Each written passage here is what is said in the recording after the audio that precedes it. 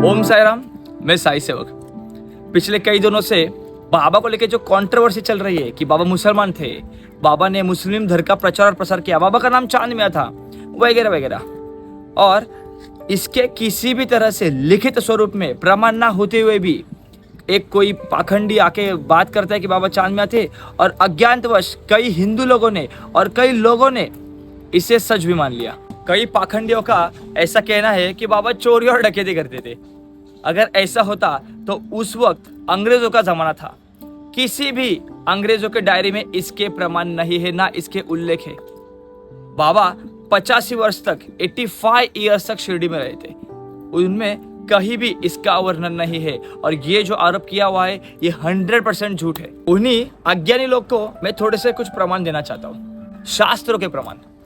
सदगुरु साईनाथ महाराज यही साक्षात दत्तात्रेय प्रभु के अवतार है, इसके कुछ प्रमाण मैं आपको आज देना चाहूंगा।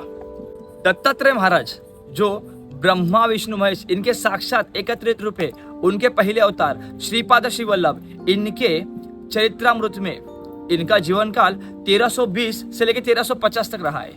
उन्हीं के सानिध्य में एक रहने वाला उन्हीं का भक्त जिसका नाम था शंकर भट्ट, इसने ही इस दिव्य महाग्रंथ की रचना की है। इसी में श्रीपाद स्वामी कहते हैं कि मैं ही आगे धिशिला नगरी में, मतलब आज के शिरडी, यहाँ यवन वेश में सदगुरु साईनाथ महाराज मतलब साई बाबा इस नाम से यवन वेश में फिर एक बार अवतरित होने वाला हूँ। इसी दिव्य महाग्रंथ में भविष्य में कुछ होने वाली अद्भुत चीजों का वर्णन किया गया है, जैसे कि छत्रपति शिवाजी महाराज, समर्थ रामदास स्वामी, गाडगे महाराज, मानिक प्रभु, अक्कलकोट स्वामी समर्थ महाराज, नृसिंह सरस्वती महाराज, समर्थ साईनाथ महाराज, और ऐसे कई संत महात्माओं का इसमें भविष्य रूप में वर्णन किया गया है। अक्कलकोट स्वामी समर्थ महाराज ने कहा था, अब से मेरा निवास शिरडी यहाँ होगा।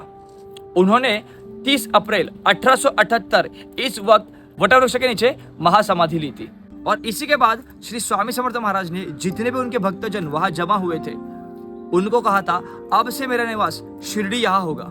कई मूर्ख पाखंडियों का ऐसा कहना है कि सदगुरु साईनाथ महाराज ये अंग्रेजों के खबरी थे। अगर ऐसा होता तो लोकमान्य बाल गंगाधर तिलक जो कट्टर हिंदुत्ववादी स्वतंत्र सेनानी थे, क्या ये बाबा का दर्शन लेने शिरडी यहाँ जाते? ये सिर्फ बाबा का दर्शन लेने शिरडी ही नहीं गए, तो बाबा के साथ इन्होंने खाना भी खाया था। इसी के कुछ प्रमाण भी है।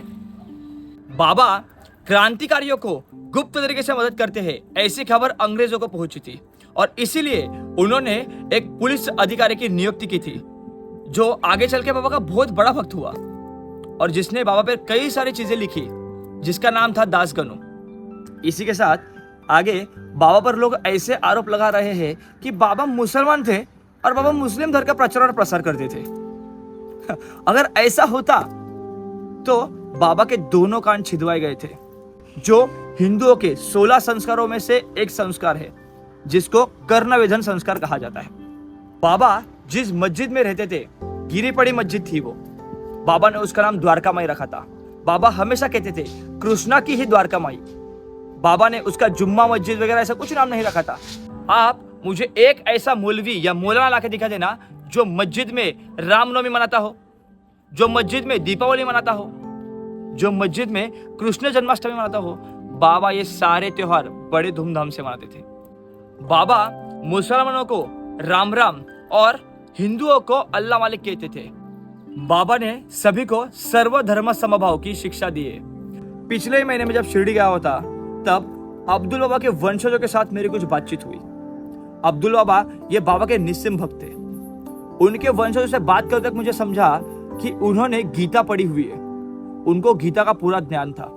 उन्होंने दत्त पुराण पढ़ा हुआ है, उन्होंने श्रीमद् भागवतम पढ़ा हुआ है, उन्होंने श्रीपाद श्री वल्लभ चरित्रामृत पढ़ा हुआ है, उन्होंने ऐसे कई सारे हिंदू शास्त्रों के पढ़ाई की हुई है।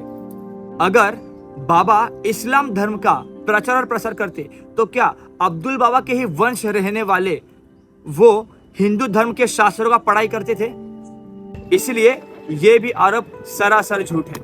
बाबा का अभिषेक होता है, बाबा का रुद्राभिषेक होता है। जब भी बाबा को सुबह काकड़ आरती के वक्त मंगल स्नान किया जाता है, तब विष्णु सहस्त्र नाम का पठन होता है। आज भी शिरडी में बाबा की काकड़ आरती, मध्याह्न आरती, धूप आरती और शेष आरती, ये चारों आरतियां ये हिंदू सनातन धर्म से ही की जाती है। वहां पर कोई भी नमाज नहीं पढ़ रहा। और यही सोचने वाली बात है, अगर बाबा इस्लाम धर्म का प्रचार करते और प्रसार करते तो शिरडी में सारे हिंदू छोड़ के सारे मुसलमान ही होते और सारे बाबा के जो भक्त थे वो सारे इस्लामवादी होते।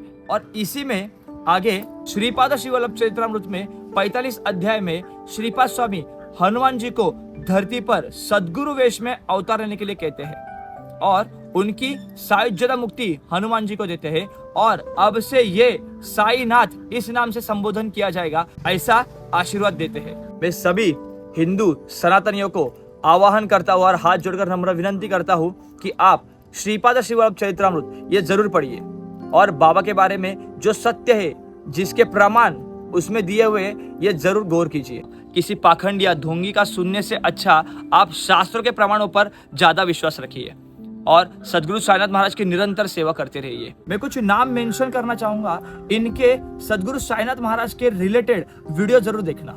साईं बाबा की अमृतवाणी, इसके पवार काका, सिद्ध योगी अभिषेक दादा वैरागी, आनंदी वास्तु के आनंद पिंपलकर जी, कालीपुत्र कालीचरण महाराज, इन्होंने शास्त्रों के आधार पर बड़े विस्तृत तरीके से सदगुरु साईनाथ महाराज के बारे में विवरण किया हुआ है। सदगुरु साईनाथ अर्पणमस्तु, शुभम भवतु। ओम साई राम।